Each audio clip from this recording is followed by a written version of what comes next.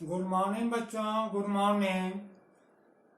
मैं एसपी राणा, हिंदी शिक्षक, आपके समक्ष आज मैं समास पर अपनी अभिव्यक्ति दूंगा।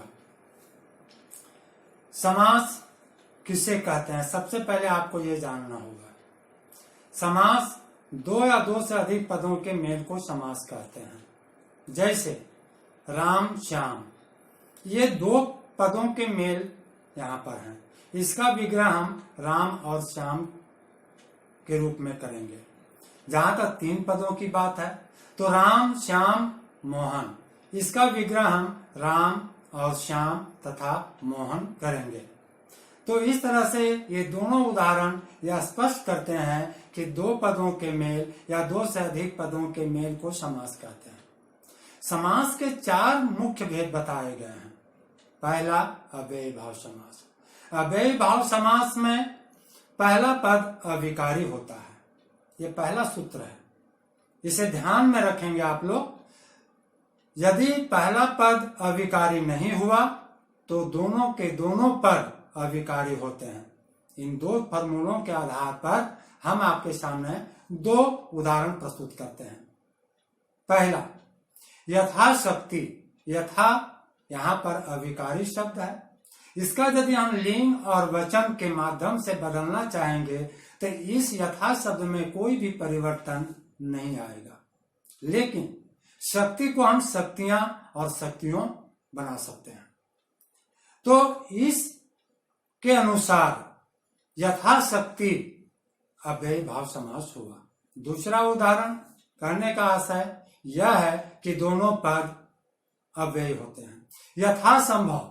यथासंभव में न यथा को हम लिंग परिवर्तन कर सकते हैं, न वचन परिवर्तन कर सकते हैं, न संभव को हम लिंग परिवर्तन कर सकते हैं, न वचन परिवर्तन कर सकते हैं।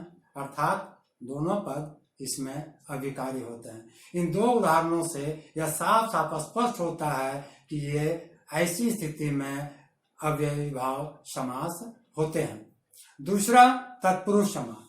तत्पुरुष समास में उत्तर पद अर्थात दूसरा पद प्रधान होता है, लेकिन जब तक हम विग्रह नहीं करते हैं तब तक इसमें विभक्तियां छिपी हुई रहती हैं। लेकिन जैसे ही हम विग्रह करेंगे इसमें कारक की विभक्ति आ जाती है। कारक की विभक्ति का मतलब कारक के चिन्हों से है। हाँ, ध्यान रखेंगे आप लोग कि कर्ता और संबोधन कारक की विभक्ति तत्पुरुष समास में नहीं होते। बाकी जो 6 भेद बच जाते हैं और इनकी जो विभक्तियां बनती हैं इस तत्पुरुष समास में इसका प्रयोग होता है। इसके 3 प्रभेद बताए गए हैं। पहला, कर्मधारय समास। दूसरा, द्विगु समास। तीसरा, नया समास। कर्मधारय समास में पहला पद विशेषण होता है, दूसरा पद विशेष होता है। कहने का अर्थ संज्ञा। जैसे लाल गुलाब, यहाँ पर लाल विशेषण शब्द है लेकिन गुलाब विशेष अर्थात संज्ञा शब्द है। उसी तरह से लाल टोपी, काली टोपी, यहाँ पर लाल और काला विशेषण है। टोपी और जो एक और शब्द मैंने अभी कहा वह आपका विशेष अर्थात संज्ञा है। द्विगु समास की बात करें तो द्विगु समास में पहला पद संख्यावाची होता है। संख्या, ध्यान रखा जाए, संख्यावाची होता है और दूसरा पद उन संख्याओं का समूह बतलाएगा या समाहार बतलाएगा। दोनों का अर्थ एक ही होता है। जैसे पंचवटी, 5 वटों का समूह। चौराहा, 4 राहों का समूह। उसी तरह से नया समास। नए समास में जो सामासिक पद होते हैं वह भी और विग्रह करेंगे। विग्रह करने के समय जो हमारा पद बनेगा ये दोनों के दोनों नकारात्मक अर्थ देने वाले होते हैं। जैसे अनीति।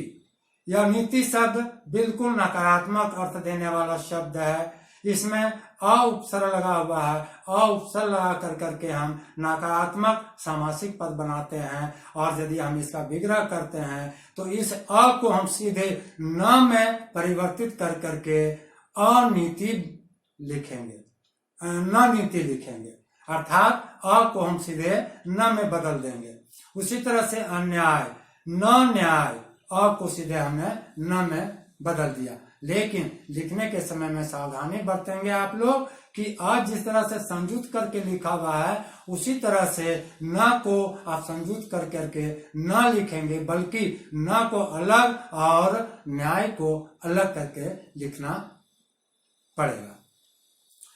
इसके बाद तीसरा भेद है द्वंद्व समास। द्वंद्व समास में दोनों पद प्रधान होते हैं, दोनों सहचरवाची होते हैं, दोनों विशेषणवाची होते हैं, दोनों संज्ञावाची होते हैं, अर्थात दोनों पदों की प्रधानता बनी होती है। जैसे माता पिता, इसका हम विग्रह करेंगे तो जो माता पिता शब्द के बीच में हाइफन जो आता है, सहचर शब्दों में चूंकि हाइफन का प्रयोग किया जाता है तो इसको हम हाइफन को और में बदल देंगे, माता और पिता, भाई बंधु, भाई और बंधु, लोटा डोरी, लोटा और डोरी, सुबह शाम, सुबह और शाम, शाम।